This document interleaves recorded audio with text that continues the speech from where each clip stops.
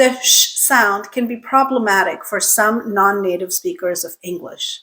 It could be because their primary language does not have the sh sound in it at all. And examples of such languages are Spanish, Welsh, Hawaiian, Greek.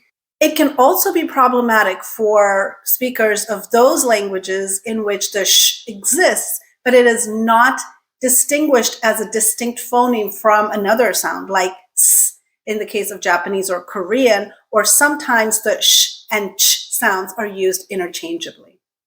In English, the s, ch, and sh are distinct phonemes. So interchanging these sounds can be problematic because the word sin, chin, and shin mean very different things. In today's lesson, we are going to learn about the sh sound, what's going on with our articulators to make a beautiful sh sound.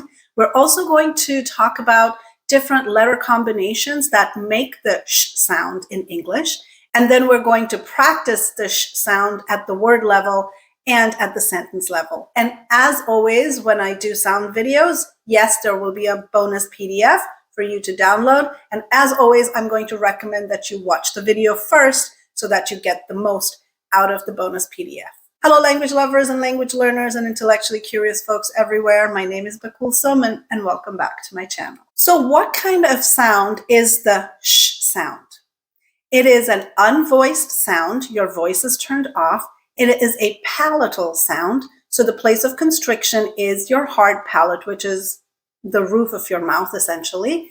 And it is a fricative, which means there is a constant airflow happening as you are producing this sound. If these terms don't sound familiar to you, please make sure you check out the consonant masterclass video I did a little while ago. Link in the description below. In that video, we talked at length about voicing, manner of articulation, and place of articulation. So the sh is an unvoiced palatal fricative. When I make the sh sound, the most visible thing is the lip rounding. So typically when the sh is made, especially in isolation, it is made with lip rounding. However, lip rounding is not required to make the sh sound. Okay, I can say the sh sound without rounding my lips or without rounding them as much in any case. All right, so when I say the word shame, I can say it without rounding my lips. The real magic is what is happening inside your mouth. Okay, and remember, with good sound production, I talked about stabilization and mobilization. You have to stabilize certain parts of your articulator so you can mobilize the correct parts. And the stabilization happens close to where the mobilization is. All right, so what is happening with the sh sound? Here is a graphic, here is a diagram to help you better visualize what's happening with your tongue. Okay, so the blade of your tongue, the bulk of your tongue is moving toward the roof of your mouth, toward the hard palate. It's not touching it, but it's getting very close to it.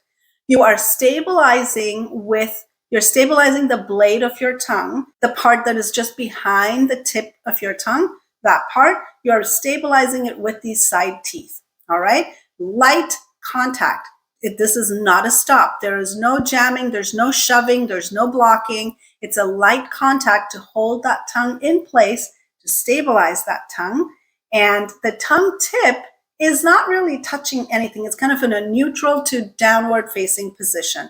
But the constriction you're creating is with that blade of the tongue approaching the hard palate. So the place of constriction is the hard palate.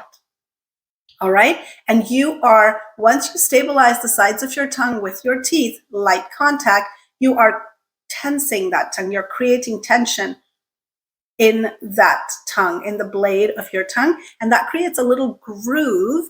So the air is going to come up from your lungs. It is going to go over that constriction, over the groove you've created because of the tension in your tongue, over the constriction at your hard palate, and it's going to exit out the front of your mouth. So again, kind of like this sound, it's a very targeted airflow coming out straight through the front of your mouth. So these placement tips are going to get you a good ways to creating a good sh sound, but like with the s sound as well, all of it is happening behind a closed mouth. Yes, you have the lip rounding, you can do the lip rounding, but I can say a sound that doesn't require lip rounding with lip rounding, right? Like s, s. I'm saying this, but with rounded lips. Lip rounding is not what is going to give you the sh sound. It's going to help, but it's not going to give you the sh sound. So you have to pay attention to what's happening inside, what's touching what. And remember that mental model that we talked about in other sound videos, right? You need to have a good mental model. So when you are experimenting, and you will have to experiment to get that sound right, you are trying to match it with that good mental model. And then once you hit it, you're like, what did I do there? That's what I need to do to get that good sh sound. So give yourself that grace, experiment with it, but these articulator tips are going to get you a good ways to making a really good sh sound. Now, because English is not a phonetic language, there are multiple sound combinations that can make the sh sound. So I'm telling you this because when you're reading something, you are going to encounter words that are spelt in that have certain spelling patterns, and you need to recognize that some of those patterns make the sh sound. So when you're reading something to yourself out loud, you're decoding the words properly. So what are some letter combinations that make the sh sound? The S and the H is the most common letter combination that makes the sh sound. The letter CIA together will also make the sh sound. All right? So it could be a word like special or beautician, right? CIAL makes shell, CIAN makes shun. Another combination is TIO.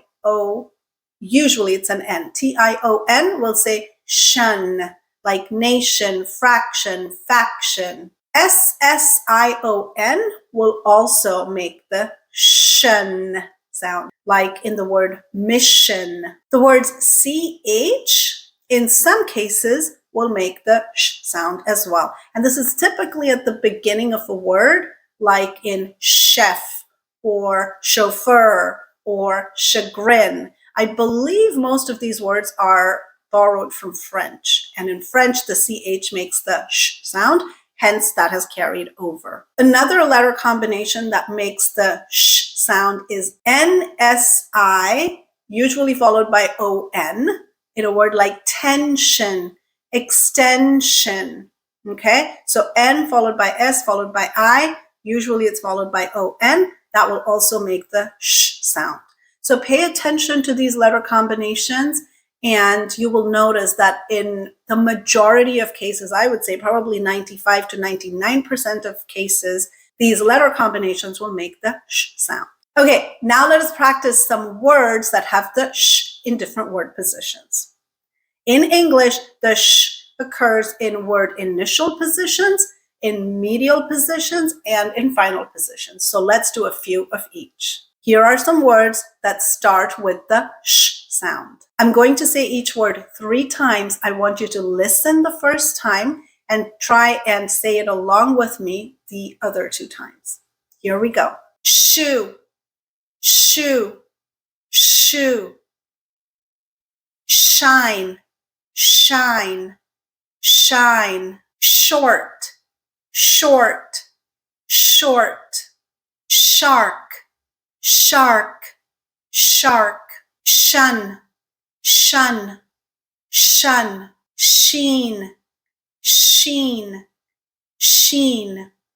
So now let's practice some words that have the sh in the middle. Mushroom, mushroom, mushroom. Caution, caution, caution. This is one of those alternate letter combinations. Social, social, social. Another one of those alternate letter combinations. Session, session, session. Another alternate letter combination that we talked about earlier. Cushion, cushion, cushion. Now let's move to the sh at the end of a word. And typically at the end of the word, it is the SH that makes the sh sound in that position. Fish, fish, fish. Hush, hush, hush. push, push, push, wash, wash, wash, leash, leash, leash, squash, squash, squash. Now, let us try some sentences. These are going to be harder because there are going to be a lot more sh sounds. And for some of you who have difficulties with ch versus sh or s versus sh, they're going to sound a little bit like tongue twisters because you're going to have to switch between those different sounds. Because remember, in English, s, ch, and sh are three distinct phonemes and they should not be used interchangeably. I'm going to say the sentence once, then I'm going to pause to give you time to say it on your own. Then I'm going to say it again, and I want you to repeat it along with me. Here we go.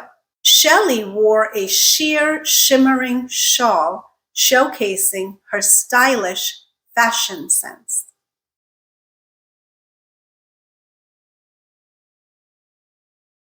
Shelley wore a sheer, shimmering shawl, showcasing her stylish fashion sense. Sentence number 2. Shimmering shards of shattered glass glistened in the bright sunshine.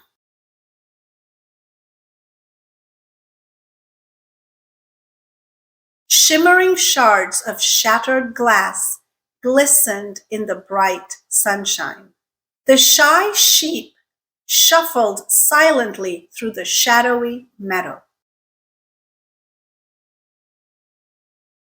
The shy sheep shuffled silently through the shadowy meadow. The chef seasoned the freshly caught fish with a special blend of spices.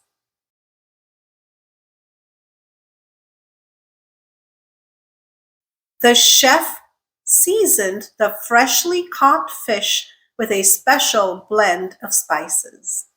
Sharon's sharp wit helped resolve the tension in the session. Sharon's sharp wit helped resolve the tension in the session. Okay, so we've reviewed the articulator placement, we've done some practice, we have looked at some alternate letter combinations that make the sh sound. Now you're ready for the PDF. I have lots of words and sentences in it for you to practice. Okay, so make sure when you're practicing, you have a really good mental model that you can use to compare your production to. If you don't have a good mental model, come back to this video or any other video that's going to help you build it. Because if you're practicing and you're not using the correct sh sound, you're actually solidifying the incorrect sound in your brain. And that's the last thing you want to do. All right. As always, I hope you found this video interesting, helpful. If you did, please make sure you take a moment to like, comment, and subscribe, and I will see you next time.